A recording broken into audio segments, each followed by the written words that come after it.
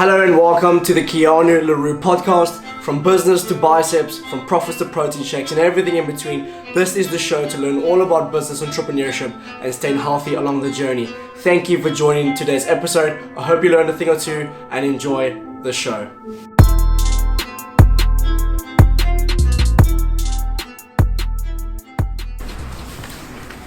Alright, welcome back to the channel. Today we have a little bit of a different video.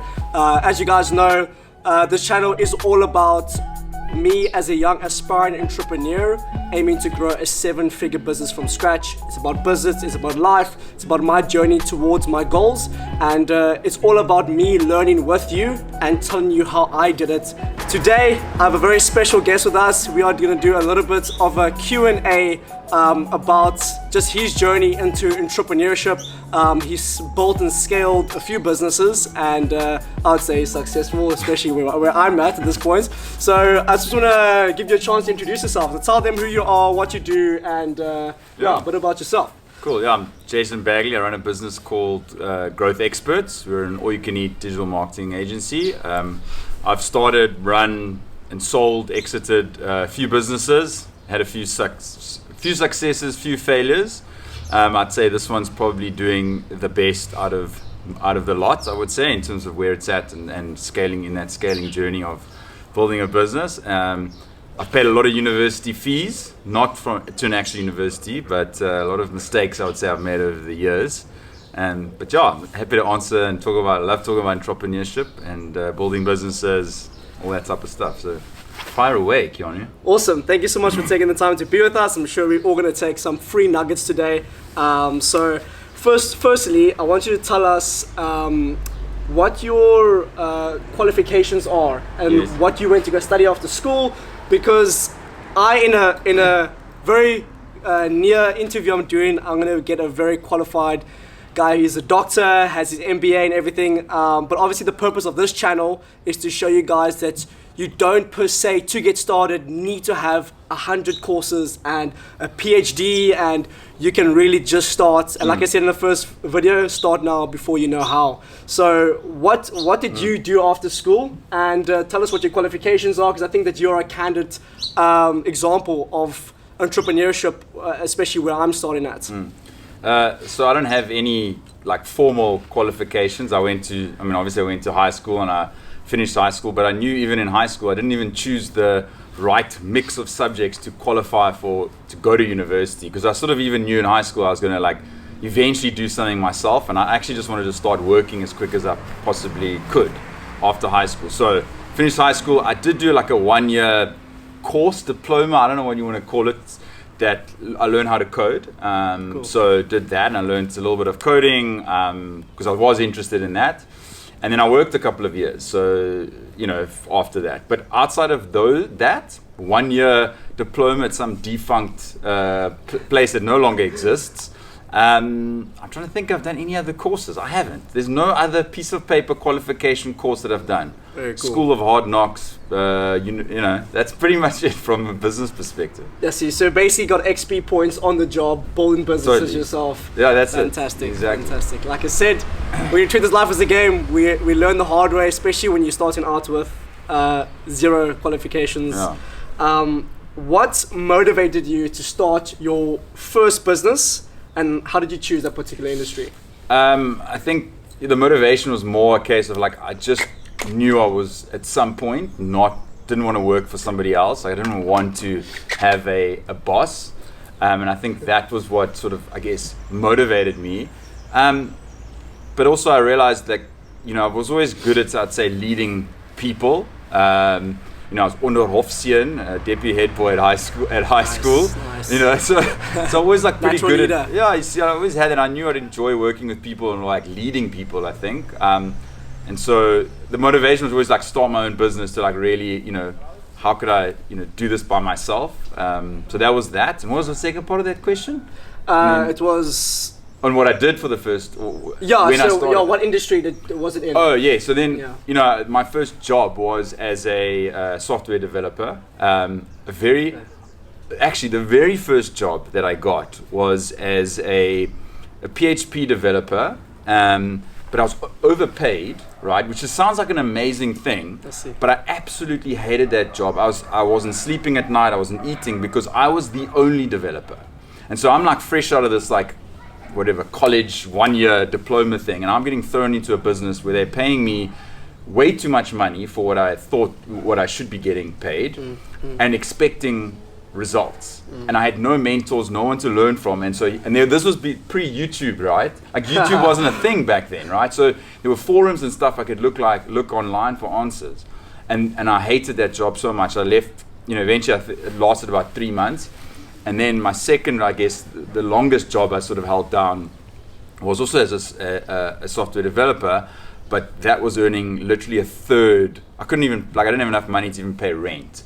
But I was put into a sort of a team, and I had a really good sort of mentor boss that taught me everything I pretty much got to know about, how to develop software. And so that was then, that was the first thing. But learning all of that, I was like, okay, now I realize how to run a business and do this and do that, and then started my way from there.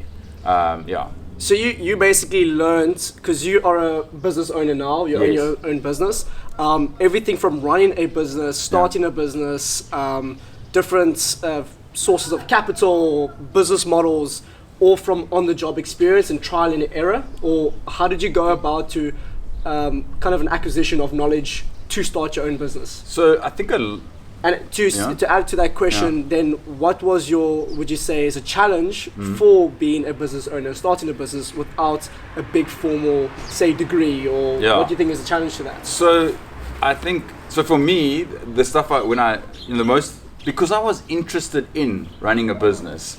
Therefore, when I'm working as a software developer for a business, I'm looking at how they run the business. How do we, it's not like I'm interested in the data, like show me the accounting stuff. Like that I had no clue until it was years and years of having to do that. But it was just seeing and understanding and looking at how businesses were being run. And then obviously my natural instinct was to watch other people do it online. So, there was, Twitter was a thing quite early on. So I've been on Twitter for 10 or 12 years. And so I would see other people building businesses, and they'd often share how they did this or learn. And all this knowledge just over years, just eventually, you start learning it, and then obviously having to start apply it. But a challenge, I would say, for people that are starting out, I think it's just become so easy it's become way easier to run a business. So back then when I was starting, there was no easy way to collect money, right? There was no way to just put up a credit card form like Stripe or even here in South Africa, like a pay fast link or whatever. That stuff didn't exist. So in order to take credit card transactions, you had to go to the bank. You had to have a proper business set up that had revenue in order for them to give you a merchant account, which didn't mean anything. Then the merchant account meant you had to connect to some connecting bank or connecting service, and then you had to go build the entire thing. So so I think pre-AI. Pre anything, bro. It was everything was manual. So you learned so much from having to go through those steps. Which I'm saying now, I think it's a lot easier to start a business. I think a lot of people are just scared to probably do it. I think that's more what I would say is the challenge. It's just not doing it and sitting back and watching these videos instead of actually going and doing the thing. Yeah. So on top of that, what do you think is the number one reason, or say a few things that stop people from taking from idea to actual execution, and touch on your general thought process and the headspace you get into when you begin to think about business ideas and what you do when one comes to mind. Do you have an arsenal where you write down all your business ideas? What would be the first step to go from idea to execution? So the first part of your question was more like what's holding people back, or what? And honestly, I think there's a couple of things in today's world. Unfortunately, you've got too much of this, social media, Instagram, TikTok world where guys are balling with Lambos and running, drop shipping businesses and making it look like it's so easy to do. And the problem is with that is you've got something to compare against. I didn't have much to compare against 10 years ago. And now I think what's happened is it's in your head. So it's what are my friends going to think about starting a YouTube channel? What is my family going to say? And that's legit. And then so the first video you put up is, average, right? And then it's well, dude, it doesn't look like a Mr. Beast production. Yep. So it's that's what you have to measure against. So I think that's a lot of it is just it's in your head. So people aren't doing it because they're worried about what others will think. And I think one thing that also was stopping me in the beginning from even putting my idea out there, obviously it's still in, testing phase, was being perceived by my idea, Yes. And what are other people gonna make of me, and conclusion they'll make of me by my idea. Yeah. But essentially, if you have a profitable idea in mind, and if you have a profitable idea in mind and you have an idea that you think will be very successful, then the only thing that stops you from being successful is the fact that you're willing to take that rejection or being perceived or being made out to be a person when, hey, this could be the thing that's the make or break from you to be a successful entrepreneur. Yeah. Sorry, I stole the stage there. No, it's your channel. Okay, cool. Yeah. What was the second part of the question? Second part of the question was... to go from idea to... Oh, so one of the things I saw someone do at a stage was, look, coming up with ideas, like ideas are literally everywhere. There's ideas, just us looking around where we are right now for businesses, right? Landscaping, gardening is like, we're literally outside, like that's a business. Yeah. And you can make that into a profitable business and make a pretty decent income doing that if you scale it to a point, right? But you need to exercise the idea muscle. And so what I have done in the past was I had a little like notebook that I used to carry in my back pocket. And every single day, the rule was I had to write down 5 business ideas. Now, promise you, there were shockers on this list. There was like, there was like, something I was wondering, I was like fixing my belt. I was like, sell belts. Like, that's a business idea. Like, better belt business. Or like, but the point was, I started to look around me because there's problems and things that people have they're irritated by every single day. I mean, if you think of us just setting up this camera, there was like things we didn't understand and know, and like, how do we do this, how do we do that? That's a business. There's courses out there to teach you that. So wherever and that was the thing. I used to take those irritations and write them down as businesses, so that started to get my mind going to creating like business ideas. Great, that's brilliant. Take notes right there. I'm going to alley-oop to a different part now, more on building the business. So we go from idea to how to execute that, or what you do to get to the next step. And when it comes to business models, for example, I'm using a lean startup approach. Yeah. Lean startups often focus on the minimum viable products to market quickly. So how did you apply this principle in your early days, or did you get funding to start the business that you have now? Yeah, so only one of my businesses we've taken funding to start. The others have all been bootstrapped, meaning I use my own money, or if you're running a service-based business, right, the first hour you work for someone, you're already earning income. So those are easy business to start, very difficult to scale because they scale with people. Yeah. So you need more people to sell more hours to make more money, right? And that's more difficult business to scale, but it's an easier business to start. So that's how I sort of, started. The first couple of businesses, I just, the very first one that I started was I went to a little, an agency. They were a digital agency, and I obviously knew how to code. And I went to them, and I sort of built a relationship with them just literally over Twitter. And they used to host 1 or 2 events, and got to know the guys that ran the business. And I went to them one day and I said, "Hey guys, I want to start my own business, but obviously I've got no clients or anything like that, and I'm still working. Will you give me a retainer, right, for X?" I think it was like 10 or 20 hours, or 10 or 20 hours a month. And they were like, "Yes, what skills do you have?" I said, "I can do this and code this." Like, brilliant. And they gave me my first retainer, which meant I could quit my job, and I had a little 10, 20 hours I dedicated to them, and then I could build my business off the back of that. So that was how I started the first one. That's really awesome, and that's inspiring as well. And again, you won't know until, and I've mentioned this in the previous video, and Noah Kagan, which I spoke about his book already. We're gonna get to book reading suggestions. Yes. But it's exercising your asking muscle, and exercising your rejection tolerance. And it's very important to be able to step out of your comfort zone and to just ask, because you won't know until you ask. And not everyone's gonna love your idea. There's people that spend money every day on things that I think is a waste of money. But it's just important, like you said, you actually have to go and cold email or cold message or cold call and go up to someone and put yourself out there. Which is very important. And I think the next part that I want to speak on is more on advice to aspiring entrepreneurs. So number one, what advice would you give to aspiring entrepreneurs who are hesitant to start because of a lack of formal business education? I think it's a tricky one. You don't need a formal education to do it. You can have one. Like there's no one size fits all for business. There just isn't. Like there's go the VC route and raise a bunch of cash and then go and build out a massive team and build a product and then sell that business after a couple of years. Or there is the start with nothing and sell an item and a product, or sell your time, right? Yeah. So there's so many different ways of doing it. It's more about I think, what do you feel like you're good at? And then taking that and going, okay, well, how can I sell that to somebody else? So I think the first thing for anyone that's maybe struggling or doesn't know where to start, what assets do you have around you? When I mean assets, I mean like do you have time for yourself? Okay, cool. Then that means you can use that time to sell those hours. Now, you might not, I'll use the example of gardening, or actually washing cars. I think you could go around the neighborhood and in a day make 1,000 rand washing cars. But do you want to do that? I don't know.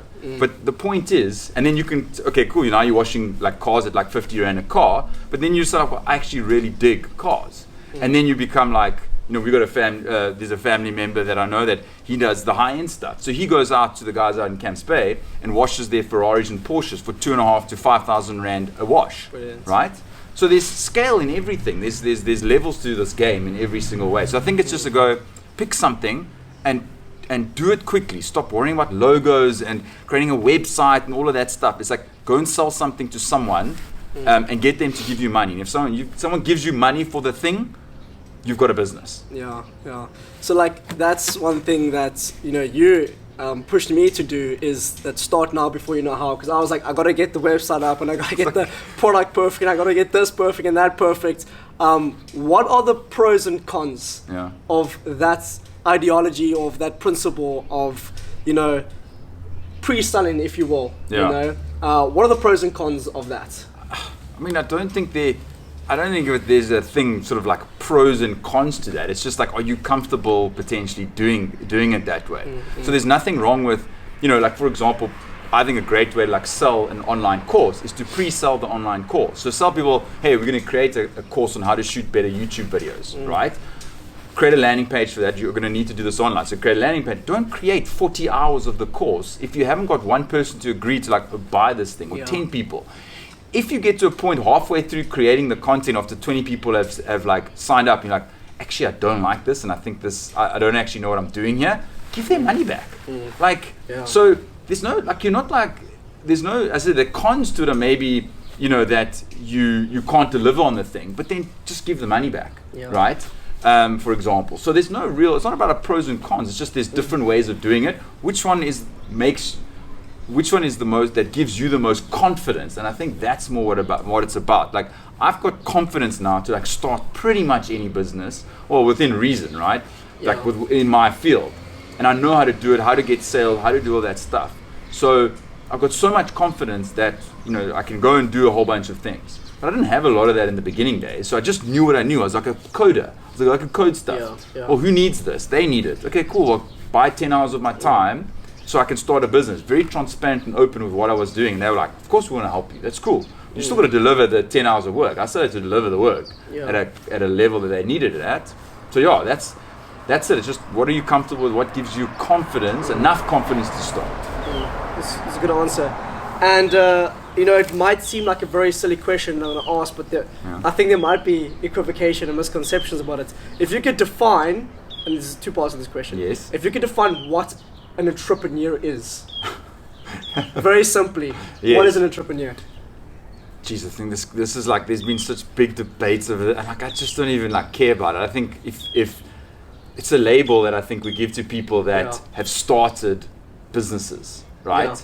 And I think if you've started multiple businesses, or is probably, I would say, maybe defines you as an entrepreneur, or someone that it's a label that you feel comfortable giving yourself, Like I think I've started multiple businesses, and sometimes I have a little side hustle here and there. And I'm like, that's a label that works for me. Like I like the word entrepreneur, but some people don't like it and they want to be called a business owner. Fine, that's okay. So I think call myself an aspiring entrepreneur. Well, yeah, but you've now built something that you've sold you've already sold some stuff. You actually are an entrepreneur, and you've got ideas to build bigger things and grow things. And so that's what it is. An entrepreneur is someone that like get shit done. I think that's the thing. Get stuff done. Doesn't just sit back and go, whoa, woo is me. I need to like go to some place to like raise money from government in order to like do this thing, and I don't know how to do it. And like, brilliant. I love that's it. If you could have dinner with one entrepreneur. Oh my gosh. And there's a 2-part question. Who would it be? And what are some of the essential sources of books that have helped you along the way?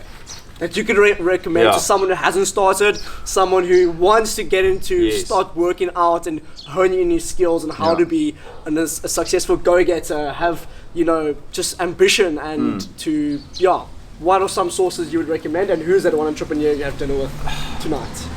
Yeah, so in terms, I think people would think like, I'm going to say like an Elon Musk or, like some guys like that, but I think that would be a cool dinner, but I don't know if I'd learn anything from Elon. Like the world that guy operates in is like, on another level. The guy's like sending people to space. I'm like running a digital agency and helping, people grow their businesses. It's like it's a totally different world. I'd probably, I would probably look to some of the guys that are like, I actually think, funny enough, if I was going to have dinner with someone and I think about it, it's would probably be Noah Kagan and some of his mates like Sam Parr, cool, and those guys I would probably want to have dinner with, because I think the way that they think about business and the way I definitely want to learn something from them, but I think at the same time I could chip into their conversations too. So there's like this level where you could sit with an Elon Musk and I wouldn't have much to say about how to send people to space, but then there's entrepreneurs who are like 10x where I am, but they still have struggled through the things that I've gone through. And so there's like relatable stuff, and I think dinner with those guys would be very cool. Cool. Yeah. And then some essential books and sources. You recommended 2 to me, but yes, you can say those 2 as well. Yeah. So I think when it comes to recommending books, it's where specifically on startups. Yes, exactly. So not managing your money, but to make your first bit of money. Exactly. So then there's like a very niche area of what you can go and look at in terms of businesses. Like you have mentioned Noah Kagan's $1 Million Weekend. Yeah. That's the one that I recommended to you. The Lean Startup is another one by Eric, I think Ries that wrote that. That's also a really good one to read, because that helps you with the whole MVP and like start with a very, very small version of whatever this is. So I remember talking to you the first time about your business, and you were like, we're going to build an app this and investors this and developer this, and I was like, that's great, I love the vision, but like go sell one of these like now, this weekend, and now look at it now, like get money in, because you can get to that point. So like that's a great one.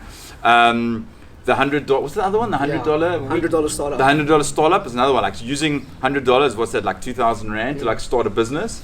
Those are great starter books. And I think stuff like outside of those books, even stuff like Atomic Habits. I know it's not a business book, but it helps you realize like you just need to get stuff done and stop messing about and like put a to-do list together. Make sure you put the right things in front of you so that you start these things every single day. Not all of us have their whole 8 to 12 hours a day they can focus on building a new business. Some of us have a full-time job like I did, and then I did this sort of thing on the side. I had like 2 hours a day or 4 hours a day.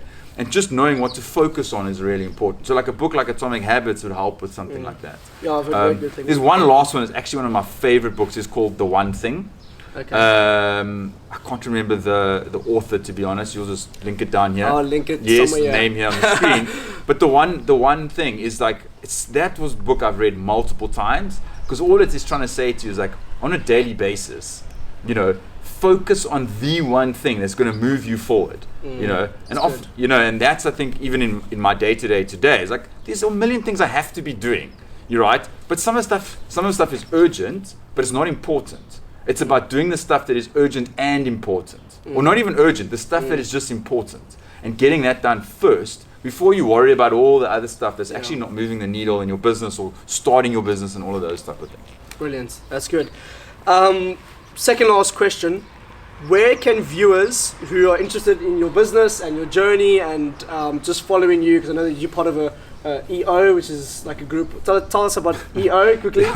So I think being an entrepreneur is a pretty lonely journey. Like, there's not many people think about your family and your friends and stuff that you can speak to about the highs and lows. And I actually, like 2 years ago, I started a journal on this app called Day One on my phone. And 2 years ago was when I was starting this new business after exiting my previous one. And literally 2 years ago, I'd launched the business. I had no leads, no clients, and I had like no idea if this was what I was doing was even going to work. And I had this like pretty low moment where I wrote there. I said like, this isn't fun. Do people even need what I'm selling here? And so and what I'm trying to say is like, it's a massive roller coaster that you go through. And so, you know, I'm part of an organization called the Entrepreneurs Organization, and that allows me to just have other guys and girls that are building businesses to be able to relate to, and just be able to share ideas and learn from each other and then do cool shit together. So like that's that. But I think part of there's that. Yeah, and then it's that, but also like for all of you guys, because what to follow on my side. Yeah. So if people want to keep tracking you, get in contact with you, or follow, where can people get hold of you, or see your website or your for sure, yeah. business? So I think I don't really, tweet or put out a lot of LinkedIn stuff, for example, but you can find me on LinkedIn. Just search Jason Bagley, and you'll find me there. But I think the one that I do most regularly is with a weekly newsletter at my company called Growth Experts. So growthexperts.co/newsletter. That's a weekly newsletter on stuff, it's all on marketing, sales, lead gen. It's all the stuff that we've learned and implement, some of the stuff that doesn't work or that we've hit our heads against. And I write that weekly. So that's, I would say, if you really want to help me out, like that's the one to go All to. of the things will be in the description. Yeah. And lastly, do you have any final thoughts or words of wisdom or nuggets you'd like to share with the audience? Yeah, I think a lot. I think it's this starting and growing and getting into entrepreneurship. I think it's all in our heads. I just shared with you, like the lows that come with doing this journey, and the self-doubt and the can I actually do this? Like that happens on day one, Yep. and that happens on day, I don't know, whatever I'm on now, like year 20 almost, something like that, right? Like it happens on both edges of that. It's all in your head, and I think the key to that is to just start. Like just take step one, sell the first thing, then sell the second thing, and grow from there. And start. You have the grand plans of building the big thing. That's great, but just realize you got to start with one. And I started with one sale, and then 2 sales, and then eventually building a team, and then adding an extra sale is nothing anymore because it's easy to do. And so that's just what it is. It's all in your head, and just start. Just start. Awesome. Jason, thank you so much for coming and giving us some wisdom and telling us your journey so far as an entrepreneur. I know there are challenges. It's not a walk in the park. It is challenging. So it's good to hear from others that have done it. And if you do enjoy this type of content, me interviewing people that have made a success of themselves, then let me know in the description if you want more of these videos. I do have another interview coming up soon. Someone who's very, very qualified, has a few doctorate degrees and an MBA, and he'll be talking to us about starting a business, about the gold, investing in gold, the gold rush, and Krugerrands. So that's going to be an interesting interview. But thank you for listening to this interview, and I hope to see you on the next one. Peace. Boom.